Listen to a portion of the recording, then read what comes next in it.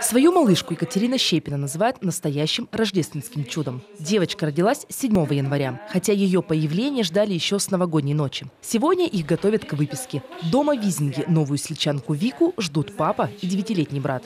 Делают уборку и с нетерпением ждут. Ждали долгожданная девочка, особенно папа. Эти январские каникулы отработали в штатном режиме, говорят в Коми-республиканском перинатальном центре. За первые дни 18-го на свет появилось больше 60 малышей. В 13 случаях приходилось подключать операционную бригаду. Уже сегодня после кесарево сечения и мамы и их чада чувствуют себя хорошо. Была одна двойня, родилось 33 девочки и 31 мальчик. Но в последнее время чаще рожают повторно родящие женщины. Примерно 2/3 женщин это уже были повторные роды, 1/3 это первородящие женщины. В новорожденной статистике вслед за Коми-республиканским перинатальным центром идет роддом кардиоцентра. Там появилось 40 малышей. Столько же в Ухте. Сегодня именно эти 3 стационара берут на себя основную нагрузку. В этих учреждениях мы рожаем больше 70%. Почти к 80% всех родов.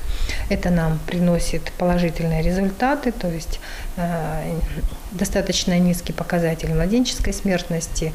В прошлом году не было случаев материнской смертности, поэтому я думаю, что этот год мы закончили неплохо, если не считать, что количество родов снижается. В среднем рождаемость в прошлом году упала на 13%, и ситуация вряд ли сильно поменяется. Здесь доктора надеются не только на новые меры господдержки, но и на медицинские инновационные технологии. В первую очередь экстракорпоральное оплодотворение. В 2018-м планируют провести минимум 600 бесплатных процедур. По статистике, каждая 3-я заканчивается удачными родами. Виктория Палкина, Василий Янин, телеканал Юрган, Сыктывкар.